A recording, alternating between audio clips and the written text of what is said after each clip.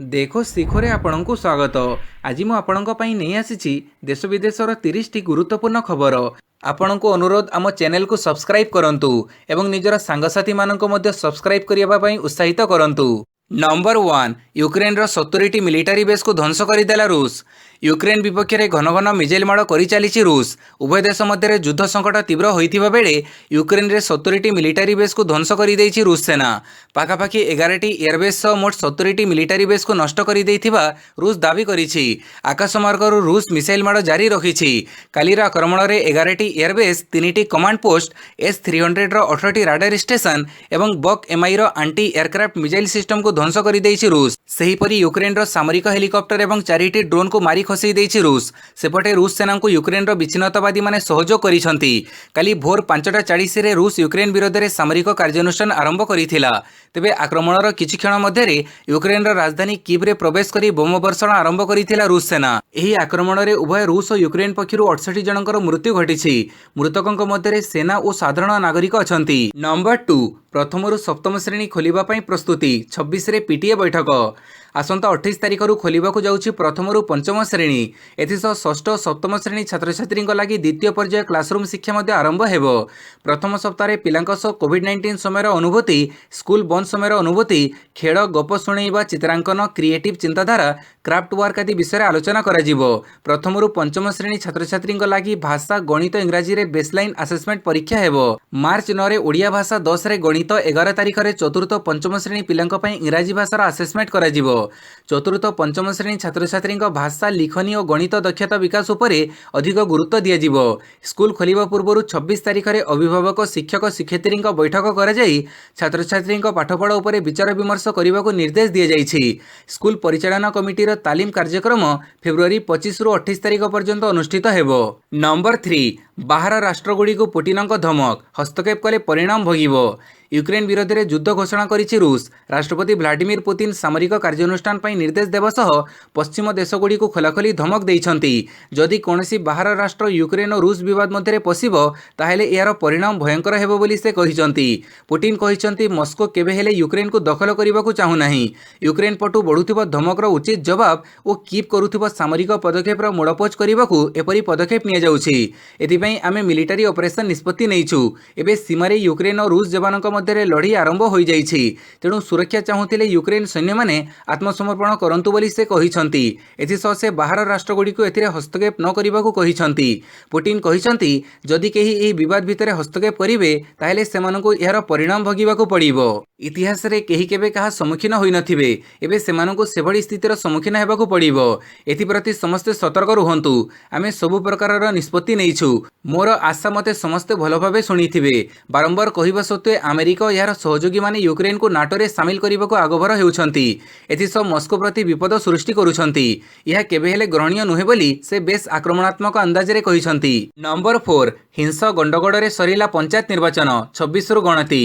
ରାଜ୍ୟ ନିର୍ବାଚନ କମିଶନ ଓ ପୁଲିସ ଡିଜିଙ୍କ ଆଶ୍ୱାସନା ସତ୍ତ୍ୱେ ବ୍ୟାପକ ହିଂସ ଗଣ୍ଡଗୋଳ ମଧ୍ୟରେ ସମସ୍ତ ପର୍ଯ୍ୟାୟ ପଞ୍ଚାୟତ ନିର୍ବାଚନ କାଲି ଶେଷ ହୋଇଛି। ପଞ୍ଚମ ତଥା ଶେଷ ପର୍ଯ୍ୟାୟରେ ହାରାହାରି 70% ମତଦାନ ହୋଇଥିବା ବେଳେ କାଲି ଅନେକ ସ୍ଥାନରେ ହିଂସାକାଣ୍ଡ, ବୁଥ୍ ରିଗିଂ ଆଦି ପାଇଁ ମତଦାନ ପ୍ରଭାବିତ ହୋଇଛି। ଆସନ୍ତା 26ରୁ 28 ତାରିଖ ପର୍ଯ୍ୟନ୍ତ 3 ଦିନ ଧରି ରାଜ୍ୟର ସମସ୍ତ 314ଟି ବ୍ଲକରେ ଭୋଟ ଗଣତି ଅନୁଷ୍ଠିତ ହେବ। ସମସ୍ତ ପର୍ଯ୍ୟାୟ ମତଦାନ ଶେଷ ହେବା ପରେ ନିର୍ବାଚନ କମିଶନର ଶ୍ରୀ ପାଢ଼ୀ ସମସ୍ତ ପୁଲିସ କର୍ମଚାରୀ, ପୋଲିଂ କର୍ମଚାରୀ, ରାଜନୈତିକ ଦଳ, ସାଧାରଣ ଲୋକ ଓ ସାମ୍ବାଦିକମାନଙ୍କୁ ନିର୍ବାଚନ ପରିଚାଳନାରେ ସେମାନଙ୍କ ସହଯୋଗ ପାଇଁ କୃତଜ୍ଞତା ଜଣାଇଛନ୍ତି। ଏହା ସହିତ ନବରଙ୍ଗପୁରରେ ଦୁର୍ଘଟଣାରେ ପ୍ରାଣ ହରାଇଥିବା ନିର୍ବାଚନ ଦାୟିତ୍ୱରେ ମୁତୟନ କର୍ମଚାରୀଙ୍କ ପରିବାରକୁ 15 ଲକ୍ଷ ଟଙ୍କାର ଅନୁକମ୍ପାମୂଳକ ସହାୟତା ଦିଆଯିବ ବୋଲି ରାଜ୍ୟ ନିର୍ବାଚନ କମିଶନ ଘୋଷଣା କରିଛନ୍ତି। ପାଣିପାଗ ସୂଚନା, କାଳବୈଶାଖୀ, 10 ଜିଲ୍ଲାକୁ ଜାରି ହେଲା ୟେଲୋ ୱାର୍ଣ୍ଣିଂ। ଆଜି ମଧ୍ୟାହ୍ନ ସୁଦ୍ଧା ରାଜ୍ୟର କିଛି ଅଞ୍ଚଳରେ ବିଜୁଳି ଘଡ଼ଘଡ଼ି ସହ ବର୍ଷା ବା କାଳବୈଶାଖୀ ସମ୍ଭାବନା ରହିଥିବା ଭାରତୀୟ ପାଣିପାଗ ବିଭାଗର ଭୁବନେଶ୍ୱରସ୍ଥିତ ଆଞ୍ଚଳିକ ପାଣିପାଗ କେନ୍ଦ୍ର ପକ୍ଷରୁ କୁହାଯାଇଛି। ଜାରି ସୂଚନାରେ କୁହାଯାଇଛି ଯେ ଏହି ସମୟ ମଧ୍ୟରେ ଉତ୍ତର ଓଡ଼ିଶାର ଜିଲ୍ଲାଗୁଡ଼ିକର କିଛି ସ୍ଥାନରେ ଏବଂ ଦକ୍ଷିଣ ଓଡ଼ିଶାର ଜିଲ୍ଲାଗୁଡ଼ିକର ଗୋଟିଏ କିମ୍ବା ଦୁଇଟି ସ୍ଥାନରେ ହାଲୁକାରୁ ମଧ୍ୟମ ବର୍ଷା ସହ ବଜ୍ରପାତ ହେବାର ସମ୍ଭାବନା ରହିଛି। ତେବେ ଏହି ସମୟ ମଧ୍ୟରେ ସୁନ୍ଦରଗଡ଼, ଦେବଗଡ଼, ସମ୍ବଲପୁର, ଅନୁଗୁଳ, ଢେଙ୍କାନାଳ, କେନ୍ଦୁଝର, ମୟୂରଭଞ୍ଜ, ଯାଜପୁର, ଭଦ୍ରକ ଓ ବାଲେଶ୍ୱର ପ୍ରଭୃତି 10ଟି ଜିଲ୍ଲାର ଗୋଟିଏ କିମ୍ବା ଦୁଇଟି ସ୍ଥାନରେ कालबैशाखी हेबार संभावना रहिथिबारु एही जिल्लागुड़िक पई येलो वार्निंग जारी करिछि पाणीपाग विभाग। सेहीपरि पाणीपाग केन्द्रर सूचना मुताबक 26 तारिख दिन मध्य उपकूल ओडिशा समेत केन्दुझर, मयूरभंज, ढेंकानाल, पुरी, खोर्धा, नयगढ़ और कंधमाल आदि जिल्ला रे हालुका वर्षार संभावना रहिछि। अवशिष्ट ओडिशा रे पाग सुखिला और खराटिया रहिबो। नंबर 6 धर्मानुष्ठान पई टीका प्रमाणपत्र कटकणा हटिला। धर्मानुष्ठान गुड़िकरे प्रवेश उपरे लागिथिबा कटकणा हटिछि। पूर्वरु एथिपई उभय डोज टीका प्रमाणपत्र आवश्यक हेउथिबा बेले एथर आउ यह आवश्यक हेबो नाही। एणिकि समस्तଙ୍କୁ प्रवेश अनुमति मिलिबो। धर्मानुष्ठान रे प्रवेश करिबाकु हेले उभय डोज प्रमाणपत्र सह परिचय पत्र मध्ये आवश्यकता हेउथिला। एबे एही परिचय पत्र मध्ये बाध्यतामूलक हेबो नाही। एनै काली बीएमसी पक्षरु सर्वसाधारणक निमंते विज्ञप्ति प्रकाश पाइछि। केवल भक्त नुहंती बरं पूजकଙ୍କ उपरे जो कटकणा लागिथिला ताहा मध्ये हटिछि। उभय डोज टीका नै नथिले मध्ये पूजक माने एणिकी पूजा करि परिबे। नंबर 7 यूक्रेनवासी को युद्धास्त्र देबाकू घोषणा कले राष्ट्रपति। रूस विरोध में कड़ा मुकाबिला पई यूक्रेनवासी को आह्वान करिसेंती राष्ट्रपति वोलोदिमिर जेलेनस्की। से कहिसेंती जे जो माने यूक्रेन को रक्षा करबाकू चाहुचंती सेमानकू सरकार अस्त्रशस्त्र जोगै देबे। सेहिपरि रूसर जो माने सेमानक विवेक हरि नाहंती सेमाने ई युद्ध विरोध में आंदोलन करबा उचित। अन्यपटे रूसर सप्तम युद्ध विमान को मारी खसैथिबा यूक्रेन सेना दाबी करिछि। लुहानस्क अंचल रे ई युद्ध विमानटीर आक्रमण को पंड करि दिया जाइछि। वर्तमान सुधा रूसर सप्तम युद्ध विमान को खसै दिया जाइछि बोली यूक्रेन सेना दाबी करिछि। नंबर 8 अधारू दिल्ली फेरिला यूक्रेन जाउथुबा भारतीय विमान। यूक्रेन रे फसिथिबा भारतीयों को आनिबा पई कीव जाउथुबा एयर इंडिया गोटे विमान अधारू दिल्ली फेरी आसीछि। काली सकाळू एयर इंडिया स्वतंत्र विमान दिल्ली यूक्रेन अभिमुखे उड़ाण भरिथिला। विमानटी अधा बाटरे थिबा बेले रूस राष्ट्रपति व्लादिमीर पुतिन यूक्रेन विरोध में युद्ध घोषणा करथिले। या परे मस्कोर सैन्य माने कीव उपरे हमला मध्ये आरंभ करि दैथिले। एही कारणरू यूक्रेन तार वायुसीमा को बंद करि दैछि। एपरि सूचना एयर इंडिया विमान को मध्य आकाश में मिलिथिला। फଳରେ विमानटी यूक्रेन जीवा बदल रे पुणी दिल्ली को फेरी आसीछि। विमान उड़ाण यूक्रेन बंद करि दैथिबारु सेठारे फसी रहिथिबा भारतीय माने समस्या रे पडिछंती। सेमाने केमिति स्वदेश फेरिबे ताकु नै चिंतारे रहिछंती। नंबर 9 युद्ध भितरे आहुरी महंगा हैला सुना दर। सेपटे चलीछि युद्ध आउ एपटे बढ़िला सुना दर। आहुरी महंगा हैला सुनार उपदर एकाथरके मारिला लंबा डिया। भारत रे 10 ग्राम पिछा सुना दर पाखापाखि 1400 टंका बढ़िछि। सेपटे 1 किलो रूप दाम मध्य 2000 रु अधिक टंका वृद्धि पाइछि। भारतीय बजार रे काली जारी होइथिबा सुना रूपर नुआ दर अनुसार 999 प्योरिटी थिबा 10 ग्राम सुना मूल्य 51,419 टंका रे पहुंची। IBJRates.com अनुसार काली 24 कैरेट थिबा सुना 10 ग्राम पिछा 51,213 टंका को वृद्धि पाइछि।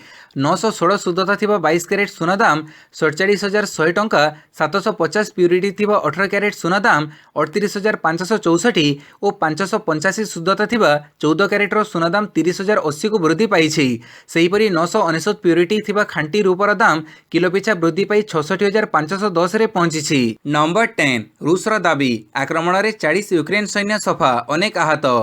रूस और यूक्रेन भितर जारी रही घमाघट लड़ई। प्रबल रकेट माड़ सांगक चली मिसाइल अटैक।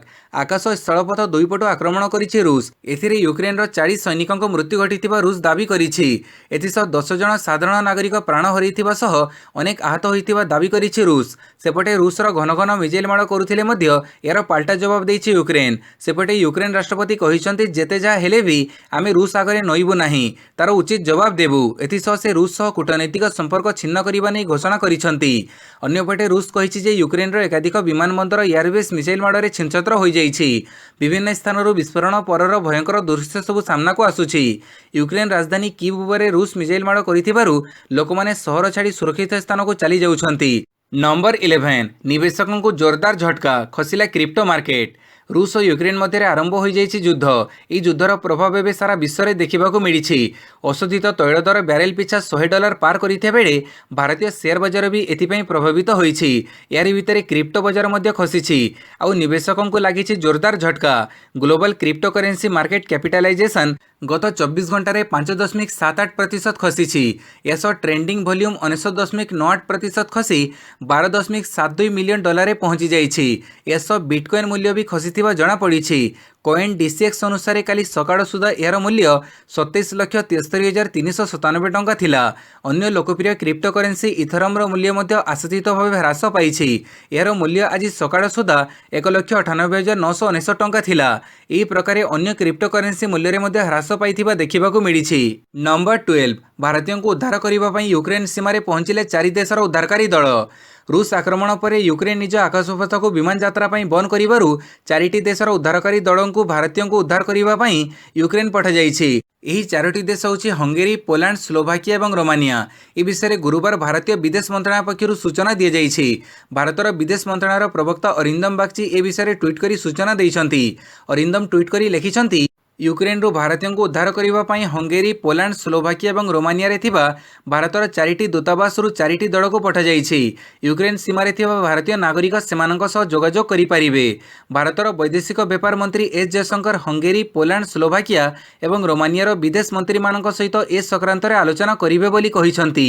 ନମ୍ବର 13 ଆଜି କୋଣାର୍କରେ ଇସ୍ପାତ ମନ୍ତ୍ରୀସ୍ତରୀୟ ସମ୍ମିଳନୀ। ବିଭିନ୍ନ ରାଜ୍ୟର ଖଣି ଇସ୍ପାତ ମନ୍ତ୍ରୀମାନଙ୍କର ଏକ ସମ୍ମିଳନୀ ଆଜି କୋଣାର୍କରେ ଅନୁଷ୍ଠିତ ହେବ। ଏହି ଦୁଇଦିନିଆ ସମ୍ମିଳନୀର ପ୍ରଥମ ଦିନ କୋଣାର୍କ ଓ ଦ୍ୱିତୀୟ ଦିନ ଭୁବନେଶ୍ୱରରେ ହେବାର କାର୍ଯ୍ୟକ୍ରମ ରହିଛି। କୋଣାର୍କର ଇକୋ ରିଟ୍ରିଟ୍ରେ ଏହି ମନ୍ତ୍ରୀସ୍ତରୀୟ ସମ୍ମିଳନୀ ଆୟୋଜିତ ହୋଇଥିବା ବେଳେ 26 ତାରିଖରେ ଭୁବନେଶ୍ୱରରେ ଇସ୍ପାତ ଓ ଶିଳ୍ପ ଜଗତର ପ୍ରତିନିଧିମାନଙ୍କ ସହ ବୈଠକ ହେବାର କାର୍ଯ୍ୟକ୍ରମ ରହିଛି। ଏହି ମନ୍ତ୍ରୀସ୍ତରୀୟ ସମ୍ମିଳନୀ ପୂର୍ବରୁ କେନ୍ଦ୍ର ଇସ୍ପାତ ମନ୍ତ୍ରୀ ଆର୍ସିପି ସିଂ କାଲି ଅପରାହ୍ନରେ ମୁଖ୍ୟମନ୍ତ୍ରୀ ନବୀନ ପଟ୍ଟନାୟକଙ୍କୁ ନବୀନ ନିବାସରେ ସୌଜନ୍ୟମୂଳକ ସାକ୍ଷାତ କରିଛନ୍ତି। କେନ୍ଦ୍ର ସରକାରଙ୍କ ଇସ୍ପାତ ମନ୍ତ୍ରଣାଳୟ ପକ୍ଷରୁ ଫେବୃଆରୀ 25 ଓ 26 ତାରିଖ 2 ଦିନ ଧରି ଏହି ମନ୍ତ୍ରୀସ୍ତରୀୟ ସମ୍ମିଳନୀ ଆୟୋଜନ କରାଯାଉଛି। ଏଥିରେ 25 ତାରିଖ ଅର୍ଥାତ୍ ଆଜି କୋଣାର୍କଠାରେ ମନ୍ତ୍ରୀସ୍ତରୀୟ ସମ୍ମିଳନୀ ଅନୁଷ୍ଠିତ ହେବ। ଏଥିରେ କେନ୍ଦ୍ର ଇସ୍ପାତ ମନ୍ତ୍ରୀ ଆର୍ସିପି ସିଂ ଓ ଇସ୍ପାତ ରାଷ୍ଟ୍ରମନ୍ତ୍ରୀ ଫଗନ ସିଂ କୁଲସ୍ତେ ଯୋଗ ଦେବେ। ନମ୍ବର 14 ୟୁକ୍ରେନ ଯୁଦ୍ଧର ପ୍ରଭାବ 2700 ପଏଣ୍ଟ ଖସିଲା ସେନ୍ସେକ୍ସ। ୟୁକ୍ରେନ ଉପରେ ରୁଷିଆର ଆକ୍ରମଣ ପରେ ସାରା ବିଶ୍ୱର ଅର୍ଥନୀତି ଉପରେ ଗୁରୁତର ପ୍ରଭାବ ପଡ଼ିବା ଆରମ୍ଭ କରିଛି। ଏହା ଫଳରେ ସାରା ବିଶ୍ୱର ଷ୍ଟକ୍ ବଜାରରେ ଦ୍ରୁତ ହ୍ରାସ ପରିଲକ୍ଷିତ ହୋଇଛି। ଭାରତର ଷ୍ଟକ୍ ବଜାରରେ ମଧ୍ୟ ଯୁଦ୍ଧର ପ୍ରଭାବ ପଡ଼ିଛି। ସେହିପରି ସେନ୍ସେକ୍ସ ଷ୍ଟକ୍ ଏକ୍ସଚେଞ୍ଜର ନିଫ୍ଟି ସୂଚକାଙ୍କ 815 ପଏଣ୍ଟ ହ୍ରାସ ପାଇ 16,248 ପଏଣ୍ଟରେ ବନ୍ଦ ହୋଇଛି। ସେନ୍ସେକ୍ସରେ ଏହି ଦ୍ରୁତ ହ୍ରାସ ଫଳରେ ନିବେଶକମାନେ ପ୍ରାୟ 13.6 ଲକ୍ଷ କୋଟି ଟଙ୍କା ହରାଇଛନ୍ତି। କେବଳ ଭାରତୀୟ ଷ୍ଟକ୍ ବଜାର ନୁହେଁ, ସମଗ୍ର ବିଶ୍ୱର ଷ୍ଟକ୍ ବଜାରଗୁଡ଼ିକ ଖସି ଚାଲିଛନ୍ତି। ନମ୍ବର 15 ଜେଏସଡବ୍ଲ୍ୟୁ ପ୍ରକଳ୍ପ ମାର୍ଚ୍ଚ 5ରେ ଢିଙ୍କିଆରେ ଜନଶୁଣାଣି କରିବେ ହାଇକୋର୍ଟ କମିଟି। ଜଗତସିଂହପୁର ଜିଲ୍ଲାର ଢିଙ୍କିଆ ଅଞ୍ଚଳରେ ଜେଏସଡବ୍ଲ୍ୟୁ କମ୍ପାନୀ ଦ୍ୱାରା ମେଗା ଇସ୍ପାତ ପ୍ରକଳ୍ପ ସ୍ଥାପନକୁ ନେଇ ସ୍ଥାନୀୟ ବାସିନ୍ଦା ଓ ପ୍ରଶାସନ ମଧ୍ୟରେ ଛକପଞ୍ଚା ଚାଲିଥିବା ବେଳେ ଓଡ଼ିଶା ହାଇକୋର୍ଟ କାଲି ଏକ ଗୁରୁତ୍ୱପୂର୍ଣ୍ଣ ରାୟ ଦେଇଛନ୍ତି। ଢିଙ୍କିଆ ବିବାଦ ଅନୁଧ୍ୟାନ ପାଇଁ ହାଇକୋର୍ଟ ଗଢ଼ିଥିବା 5 ଜଣିଆ କମିଟିକୁ ଆସନ୍ତା ମାର୍ଚ୍ଚ 5 ତାରିଖରେ ସେହି ଗାଁରେ ଜନଶୁଣାଣି କରିବାକୁ କହିଛନ୍ତି। ଆଉ ଏହି ଶୁଣାଣି ବେଳେ ଯେପରି କୌଣସି ପ୍ରକାରର ଅପ୍ରୀତିକର ପରିସ୍ଥିତି ସୃଷ୍ଟି ନ ହେବ ତାହା ସୁନିଶ୍ଚିତ କରିବାକୁ ଜିଲ୍ଲାପାଳ ଓ ଏସ୍ପିଙ୍କୁ ହାଇକୋର୍ଟ ନିର୍ଦ୍ଦେଶ ଦେଇଛନ୍ତି। ହାଇକୋର୍ଟ ମୁଖ୍ୟ ବିଚାରପତି ଏସ୍ ମୁରଲୀଧର ଓ ଜଷ୍ଟିସ୍ ଆର୍କେ ପଟ୍ଟନାୟକଙ୍କ ଖଣ୍ଡପୀଠ କାଲି ଢିଙ୍କିଆ ବିବାଦର ଅନୁଧ୍ୟାନ ନିମନ୍ତେ ହାଇକୋର୍ଟ ଗଢ଼ିଥିବା 5 ଜଣିଆ କମିଟିକୁ ଆସନ୍ତା ମାର୍ଚ୍ଚ 5 ତାରିଖରେ ଢିଙ୍କିଆ ଅଞ୍ଚଳରେ ଜନଶୁଣାଣି କରିବା ପାଇଁ ନିର୍ଦ୍ଦେଶ ଦେଇଛନ୍ତି। ନମ୍ବର 16 ନନ୍ଦନକାନନରେ ପୁଣି ଗଡ଼ିଲା ଟୟ ଟ୍ରେନ୍। କାଲିଠାରୁ ପୁଣି ଥରେ ନନ୍ଦନକାନନରେ ଟୟ ଟ୍ରେନ୍ ବା ବ୍ୟାଟେରୀ ଚାଳିତ ରେଳଗାଡ଼ି ଗଡ଼ିଛି। କାଲି ପର୍ଯ୍ୟଟକମାନେ ଏଥିରେ ବସି ବିଭିନ୍ନ ସଫାରି ବୁଲିବାର ମଜା ଉଠାଇଛନ୍ତି। ବିନା କୌଣସି ତ୍ରୁଟିରେ କାଲି ଏହି ରେଳଗାଡ଼ି ପର୍ଯ୍ୟଟକଙ୍କୁ ବୁଲେଇଛି। ସୂଚନାଯୋଗ୍ୟ, ଗତ ଅକ୍ଟୋବର 9ରେ ଜଙ୍ଗଲ ପରିବେଶ ମନ୍ତ୍ରୀ ବିକ୍ରମ କେଶରୀ ଆରୁଖ ଏହି ଟ୍ରେନ୍ର ଉଦ୍ଘାଟନ କରିଥିଲେ। କିନ୍ତୁ ପରେ ପରେ ଏହାର ଇଞ୍ଜିନ୍ରେ ଅଗ୍ନିକାଣ୍ଡ ଘଟିଥିଲା ଓ ଟ୍ରେନ୍ ଅଚଳ ହୋଇଯାଇଥିଲା। ପରେ ଏହାକୁ ମରାମତି କରାଯାଇଥିଲା ଓ ବାରମ୍ବାର ପରୀକ୍ଷଣ କରାଯାଇଥିଲା। ଦାୟିତ୍ୱରେ ଥିବା ରାଇଟ୍ସ କମ୍ପାନୀ ପକ୍ଷରୁ ଭାରତୀୟ ରେଳ ବିଭାଗର ଯନ୍ତ୍ରୀଙ୍କୁ ଆଣି ଏହି ଟ୍ରେନ୍ ମରାମତି କରିବା ସହ ପରୀକ୍ଷଣ କରିଥିଲା। ତେବେ କୋଭିଡ୍ କଟକଣା ପାଇଁ ଏଥିରେ ପର୍ଯ୍ୟଟକଙ୍କୁ ବସିବା ବନ୍ଦ ରହିଥିଲା। ନମ୍ବର 17 କର୍ଣ୍ଣାଟକରେ ଶିଖ୍ ଛାତ୍ରୀଙ୍କୁ ପଗଡ଼ି ପିନ୍ଧିବାକୁ ବାରଣ କଲା ଏକ ମହାବିଦ୍ୟାଳୟ। କର୍ଣ୍ଣାଟକରେ ହିଜାବ ବିବାଦ ସହିତ ଜଡ଼ିତ ଆଉ ଗୋଟିଏ ବିବାଦ ସାମ୍ନାକୁ ଆସିଛି। କର୍ଣ୍ଣାଟକର ଏକ ମହାବିଦ୍ୟାଳୟରେ ଜଣେ ଶିଖ୍ ଛାତ୍ରୀଙ୍କୁ ପଗଡ଼ି ହଟାଇବାକୁ କୁହାଯାଇଛି। ହାଇକୋର୍ଟ ନିକଟରେ ଅନ୍ତରୀଣ ଆଦେଶରେ ହିଜାବ ବିବାଦ ସମ୍ବନ୍ଧୀୟ ସମସ୍ତ ଯାଚିକା ଉପରେ ନିର୍ଣ୍ଣୟ ଆସିବା ପର୍ଯ୍ୟନ୍ତ ରାଜ୍ୟର ସମସ୍ତ ଛାତ୍ରଛାତ୍ରୀଙ୍କୁ ଶ୍ରେଣୀ ଭିତରେ ନାରଙ୍ଗୀ ରଙ୍ଗର କପଡ଼ା, ସ୍କାର୍ଫ, ହିଜାବ ଓ କୌଣସି ଧାର୍ମିକ ପରିଚୟକୁ ଧାରଣ କରୁଥିବା ପୋଷାକ ଉପରେ ରୋକ ଲଗାଇ ଦେଇଛନ୍ତି। ଏହାପରେ ମହାବିଦ୍ୟାଳୟ ଶିଖ୍ ଛାତ୍ରୀଙ୍କ ବାପାଙ୍କ ସହ ଯୋଗାଯୋଗ କରିଥିଲେ ଓ ତାଙ୍କୁ ଅଦାଲତର ଆଦେଶ ଏବଂ ତାଙ୍କୁ ପାଳନ କରିବାକୁ ଆବଶ୍ୟକତା ବିଷୟରେ ଜଣାଇଥିଲେ। ଖବର ଅନୁସାରେ ଛାତ୍ରୀଙ୍କ ପରିବାର କହିଛନ୍ତି ତାଙ୍କ ଝିଅ ପଗଡ଼ି ହଟାଇବ ନାହିଁ ଏବଂ ସେ ଆଇନର ସହାୟତା ନେବେ, କାରଣ ହାଇକୋର୍ଟ ଓ ସରକାରଙ୍କ ଆଦେଶରେ ଶିଖ୍ ପଗଡ଼ିର ଉଲ୍ଲେଖ କରାଯାଇ ନାହିଁ। ନମ୍ବର 18 ଆଇସିଆଇସିଆଇ ବ୍ୟାଙ୍କ ଦେବ 5,200 କୋଟିର ଖୁଚୁରା ଋଣ। ଦେଶର ଅଗ୍ରଣୀ ଘରୋଇ କ୍ଷେତ୍ରର ବ୍ୟାଙ୍କ ଆଇସିଆଇସିଆଇ ବ୍ୟାଙ୍କ ଓଡ଼ିଶାରେ ଚଳିତ ଆର୍ଥିକ ବର୍ଷରେ 25% ଅଭିବୃଦ୍ଧି ସହ 5,200 କୋଟି ଟଙ୍କାର ଖୁଚୁରା ଋଣ ବାଣ୍ଟିବାକୁ ଲକ୍ଷ୍ୟ ରଖିଛି। ବ୍ୟାଙ୍କର କାର୍ଯ୍ୟନିର୍ବାହୀ ନିର୍ଦ୍ଦେଶକ ଅନୁପ ବାଗଚି ଏହି ସୂଚନା ଦେଇଛନ୍ତି। ସେ କହିଛନ୍ତି ଯେ ବ୍ୟାଙ୍କ 30% ଅଭିବୃଦ୍ଧି ସହ 1,250 କୋଟି ଟଙ୍କାର ଗୃହ ଋଣ ଏବଂ 40% ବୃଦ୍ଧି ସହ 1,800 କୋଟି ଟଙ୍କାର ଉପଭୋକ୍ତା ଋଣ ପ୍ରଦାନ କରିବ। ଏଥିସହ 35% ବୃଦ୍ଧି ସହ 1,300 କୋଟି ଟଙ୍କାର ବ୍ୟବସାୟ ଋଣ ଓ ଓଭରଡ୍ରାଫ୍ଟ ସୁବିଧା ପ୍ରଦାନ କରିବ। Number 19 Dawood Ibrahim money laundering मामला नवाब मलिक भाई को ईडी समन। अंडरवर्ल्ड डन दाऊद इब्राहिम को मनी लॉन्ड्रिंग मामला रे गिरफ होइछंती महाराष्ट्र मंत्री नवाब मलिक। एबे एही मामला रे नवाब मलिकଙ୍କ भाईଙ୍କ नाम मध्ये सामना को आसीछि।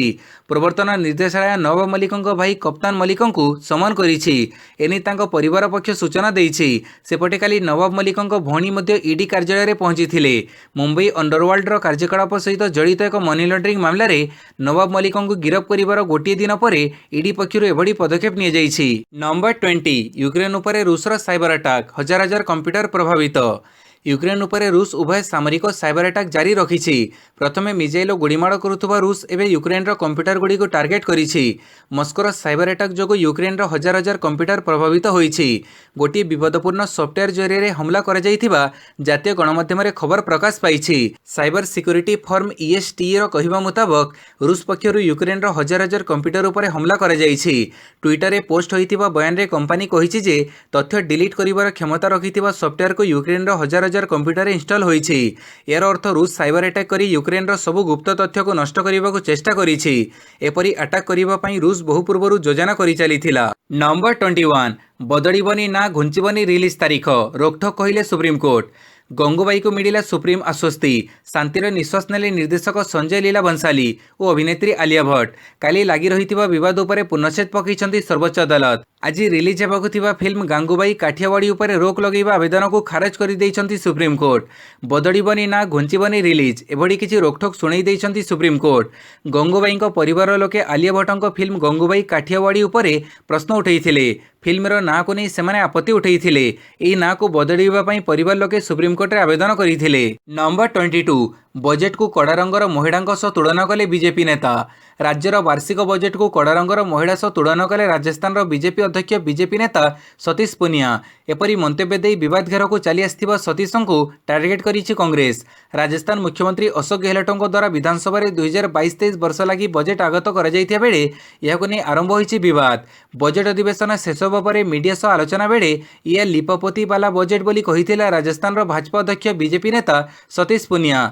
एने सतीश कहिथिले विवाह करने को जाउथुबा जड़े कड़ा रंगर कन्या को जेपरी ब्यूटी पार्लर नहीं भल भाव श्रृंगार कर बेदी को निया जाए यही बजेट भी सेहीपरी।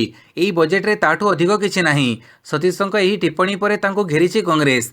कांग्रेस प्रदेश अध्यक्ष गोविंद सिंह डोटासर कहिसंती सतीश पुनिया एपरी अभद्र दायित्वहीन मंतव्य देई महिलांको अपमान करिसंती। नंबर 23 सरकारଙ୍କ बड़ उपहार 200 विधायकों देले आईफोन 13।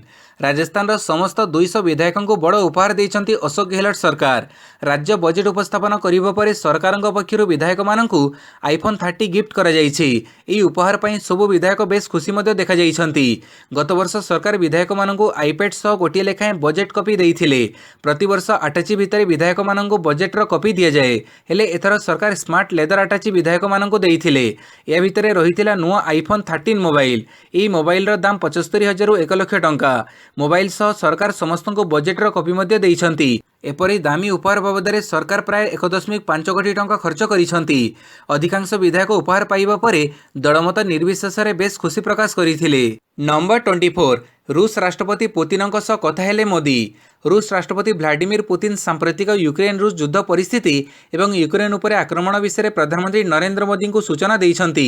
प्राय 25 मिनिट धरी आलोचना काल में प्रधानमंत्री कहिसंती जे रूस एवं नाटो मध्य थिबा मत पार्थक्य केवल सच्चोट और आंतरिक कथबार्ता माध्यम समाधान हो पारिबो।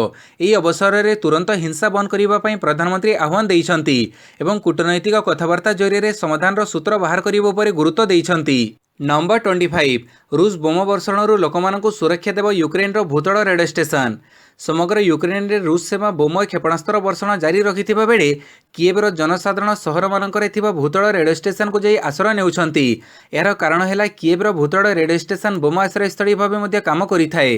पूर्व यूरोपीय देश रे यह हेउछि सर्वपुरातन एवं बृहत्तम भूतल रेडियो नेटवर्क। बोम पड़िले केउठाकु जाई आश्रय नेबे से विषय स्कूल पिलांक समेत अनेक बेसामरिक नागरिक मानकु तालीम दिया जिबा सह अभ्यस्त करा जाइथाए।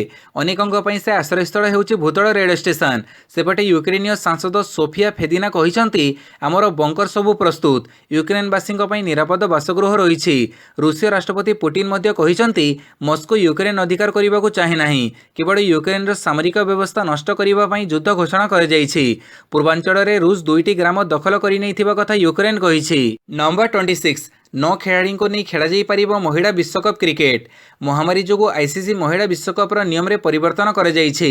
ନୂଆ ନିୟମ ଅନୁସାରେ ଯଦି କୌଣସି ଦଳରେ କୋଭିଡ୍ର ଅଧିକ ମାମଲା ଦେଖାଦିଏ ଓ 11 ଜଣ ଖେଳାଳି ଦଳରେ ପୂରଣ ହୋଇନପାରନ୍ତି, ତେବେ ସେହି ଦଳ 9 ଜଣ ଖେଳାଳିଙ୍କ ସହ ମ୍ୟାଚ୍ ଖେଳିପାରିବେ। ତେବେ ଅଫିସିଆଲ ଦଳଗୁଡ଼ିକ 15 ଜଣ ଖେଳାଳିଙ୍କୁ ରଖିପାରିବେ। ଆଇସିସି ମହିଳା ବିଶ୍ୱକପ୍ ବିଜେତା ଦଳକୁ ଏବର୍ଷ ବିଶ୍ୱକପ୍ରେ 10 କୋଟି ଟଙ୍କା ମିଳିବ। ଆଇସିସି ମହିଳା ବିଶ୍ୱକପ୍ 4 ମାର୍ଚ୍ଚରୁ ନ୍ୟୁଜିଲ୍ୟାଣ୍ଡରେ ଖେଳାଯିବ। ପ୍ରଥମ ମ୍ୟାଚ୍ ନ୍ୟୁଜିଲ୍ୟାଣ୍ଡ ଓ ୱେଷ୍ଟଇଣ୍ଡିଜ ମଧ୍ୟରେ ଖେଳାଯିବ। ଭାରତୀୟ ଦଳ ପ୍ରଥମ ମୁକାବିଲା ପାକିସ୍ତାନ ବିରୋଧରେ 6 ମାର୍ଚ୍ଚରେ ଖେଳିବ। ଏହାପରେ ଭାରତ 10 ମାର୍ଚ୍ଚରେ ନ୍ୟୁଜିଲ୍ୟାଣ୍ଡ, 12 ମାର୍ଚ୍ଚରେ ୱେଷ୍ଟଇଣ୍ଡିଜ, 16 ମାର୍ଚ୍ଚରେ ଇଂଲଣ୍ଡ ବିରୋଧରେ ଖେଳିବ। ଏହାପରେ ଭାରତ 19 ମାର୍ଚ୍ଚରେ ଅଷ୍ଟ୍ରେଲିଆ, 22 ମାର୍ଚ୍ଚରେ ବାଂଲାଦେଶ ଓ 27 ମାର୍ଚ୍ଚରେ ଦକ୍ଷିଣ ଆଫ୍ରିକା ବିରୋଧରେ ଖେଳିବ। ବିଶ୍ୱକପ୍ରେ 8ଟି ଦଳ ଭାଗ ନେବେ। ନମ୍ବର 27 ମାର୍ଚ୍ଚ 26ରୁ ଆଇପିଏଲ୍ 15 ଘୋଷଣା ହେଲା ଆଇପିଏଲ୍ ତାରିଖ। ଆଇପିଏଲ୍ର 15ତମ ସଂସ୍କରଣ ମାର୍ଚ୍ଚ 26 ତାରିଖରୁ ଆରମ୍ଭ ହେବ। ଗୁରୁବାର ଆଇପିଏଲ୍ ଗଭର୍ଣ୍ଣିଂ କାଉନସିଲର ବୈଠକରେ ଏହି ନିଷ୍ପତ୍ତି ନିଆଯାଇଛି। 10ଟି ଟିମ୍ ବିଶିଷ୍ଟ ଏହି ମେଗା ଟୁର୍ଣ୍ଣାମେଣ୍ଟର ଆୟୋଜନ ମୁମ୍ବାଇ ଓ ପୁନେର 4ଟି ଷ୍ଟାଡିୟମରେ ଆୟୋଜିତ ହେବ। ଶ୍ରୀଲଙ୍କା ବିପକ୍ଷ ଭାରତର ଦ୍ୱିପାକ୍ଷିକ ସିରିଜର 11 ଦିନ ପରେ ଆଇପିଏଲ୍ର ପରବର୍ତ୍ତୀ ସଂସ୍କରଣ ଆରମ୍ଭ ହେବ। ତେବେ ଫାଇନାଲ ମ୍ୟାଚର ତାରିଖ ଘୋଷଣା କରାଯାଇ ନାହିଁ। ଶ୍ରୀଲଙ୍କା ବିପକ୍ଷ ଟେଷ୍ଟ ସିରିଜ ମାର୍ଚ୍ଚ 15 ତାରିଖରେ ଶେଷ ହେବ। ଏହାପରେ ଭାରତୀୟ ଖେଳାଳିମାନେ ନିଜ ନିଜର ଫ୍ରାଞ୍ଚାଇଜି ସହିତ ଯୋଗ ଦେବା ପୂର୍ବରୁ କ୍ୱାରେଣ୍ଟାଇନରେ ରହିବେ। ଟୁର୍ଣ୍ଣାମେଣ୍ଟରେ ଏଥର ରେକର୍ଡ 70ଟି ଲିଗ୍ ମ୍ୟାଚ୍ ଅନୁଷ୍ଠିତ ହେବ। ଆଇପିଏଲ୍ର ଫାଇନାଲ ମେ 29 ତାରିଖରେ ଖେଳାଯିବ। ତେବେ ଫାଇନାଲ ଓ ପ୍ଲେ-ଅଫ୍ ପାଇଁ ତାରିଖ ଭେନ୍ୟୁର ଘୋଷଣା କରାଯାଇ ନାହିଁ। ନମ୍ବର 28 ଟିମ୍ ଇଣ୍ଡିଆର ବୃହତ୍ ବିଜୟ, ଆତ୍ମସମର୍ପଣ କଲା ଶ୍ରୀଲଙ୍କା। ଆତ୍ମସମର୍ପଣ କଲା ଶ୍ରୀଲଙ୍କା। ବୃହତ୍ ବିଜୟ ସହ ଅଭିଯାନ ଆରମ୍ଭ କଲା ଟିମ୍ ଇଣ୍ଡିଆ। ଦମଦାର ବ୍ୟାଟିଂ ଓ ବୋଲିଂ ବଳରେ ଭାରତ ଏଠାରେ ଅନୁଷ୍ଠିତ ପ୍ରଥମ ଟି20ରେ ଏକତରଫା ଭାବେ ଶ୍ରୀଲଙ୍କାକୁ 62 ରନରେ ପରାସ୍ତ କରିଛି। ଏଥିସହ ଭାରତ 3 ମ୍ୟାଚ୍ ବିଶିଷ୍ଟ ଟି20 ସିରିଜରେ 1-0ର ଲିଡ୍ ହାସଲ କରିଛି।